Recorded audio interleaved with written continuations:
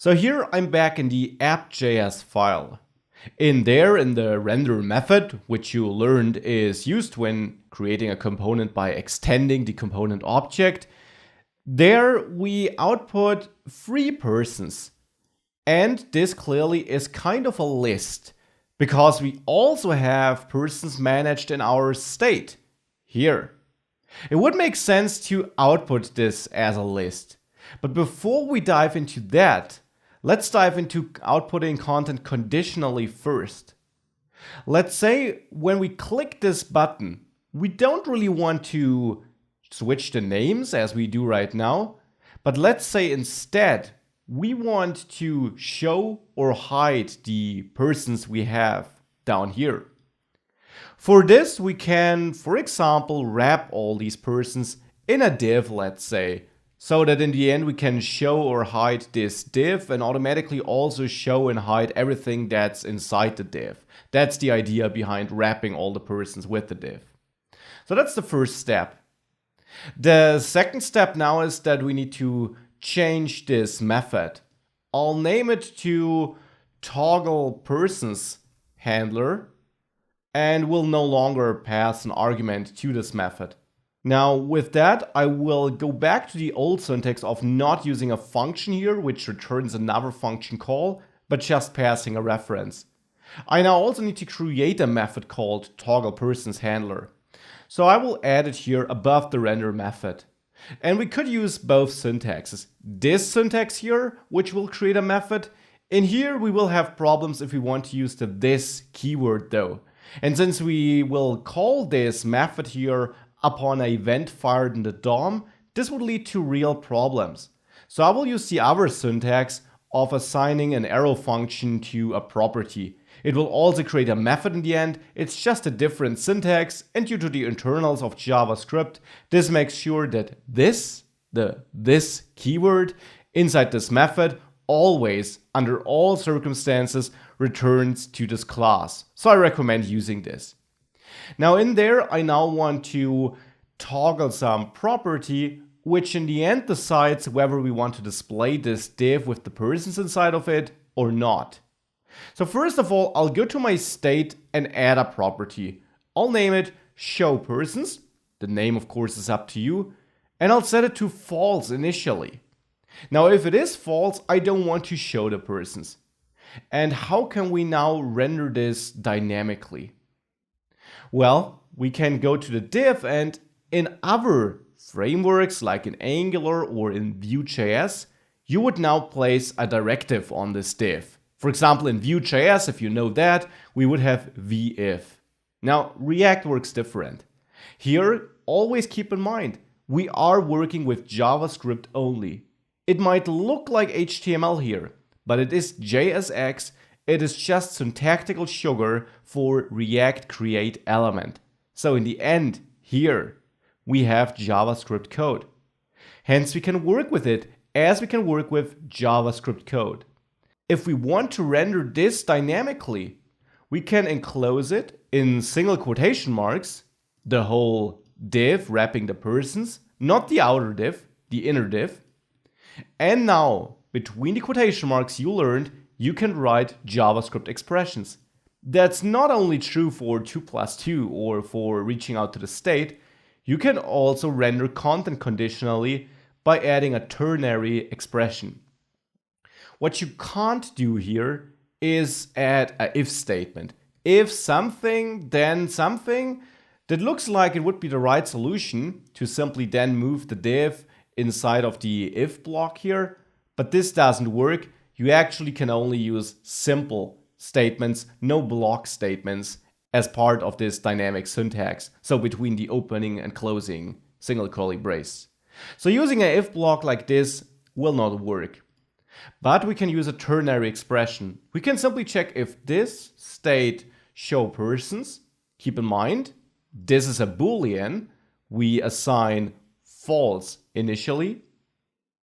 So this will give us true or false. And now a ternary expression, which is a default JavaScript construct, checks this condition by adding a question mark. And then we decide what to do if this is true. Well, if it is true, we want to output this div, right?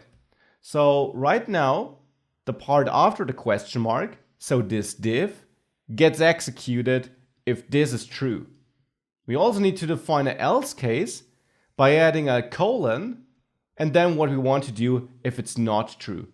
This is null, which simply means render nothing. This might be looking super confusing the first time you use it. I am aware of this. So what we in the end do here is we simply take advantage of the fact that all we write here is in the end JavaScript. And we can interject JavaScript expressions into JSX with single curly braces. You learned that. This means we can of course access any JavaScript property and use it in a ternary expression. Again, this is a default JavaScript construct. A ternary expression is created by having some condition. This doesn't have to be a property. It could also be a check where we see if that is true. But since this is a boolean, it is automatically true or false, but this would be valid too. Then we have a question mark to separate our check from the what to do if true case. And this is this part here. Now, keep in mind, we're not writing HTML here, this is JSX. So in the end, we are calling React create element if this condition is true. We're not calling it explicitly, we're rendering this content, but you learned that this is converted to React create element behind the scenes. And then we have an else condition separated by a colon. This simply means if this check here is not true, then do this. And since we simply execute nothing here, we return null. It basically means we'll render nothing. It renders null, and that is nothing. This is how you may read this. Again, may look super strange, but makes perfect sense once you wrap your head around how JavaScript, how React actually works. It's all JavaScript. Now, with this, let's complete our logic by making sure that the toggle person's handler correctly switches the state. So we can simply set const does show, create a new constant in there, which is this state show persons. This is either true or false. It's the current state. And then we call this set state to adjust the state. And now here we simply set show persons equal to what does show is not by adding an exclamation mark in front of it. This simply converts it. If does show is true, it will set show persons to false. If does show is false, it will set show persons to true. And again, important, this gets merged with the other state. Set state with an object where we only set show persons does not mean that the entire state gets replaced with show persons only. The old state, persons and other state, simply is not touched. React merges the updated show persons value for us into this state. This is what's happening here. Now, with that in place, we should be able to save this code and make sure that npm start is running, and then head over to your running application. Over there, if you click switch name, you now see the persons. We get that warning we already got in the last value that for some of these persons we're not actually setting up two-way binding correctly. We can ignore it here though. Actually, it even is a good thing we get it here. It clearly shows us that React didn't hide the values before. Otherwise, we would have gotten this warning right at the start. When we reload the page, we don't get it. We only get it once you click the button. So React does really only render these elements once our condition is true. If I click again, it's hidden. Now, I can also confirm this by inspecting the DOM. If we take a closer look into our root element into the app, we see that button here, and below the button there's absolutely nothing. Now watch this part on the right here once I click the button. You saw this div blink up? This is this new div with our persons. It was really just added, rendered to the DOM, once the condition was true. This is how this works in React. Now I'll just update the caption of this button to toggle persons, but that's only a cosmetic change. We already got a working conditional check. Now, writing conditionals like this though does work.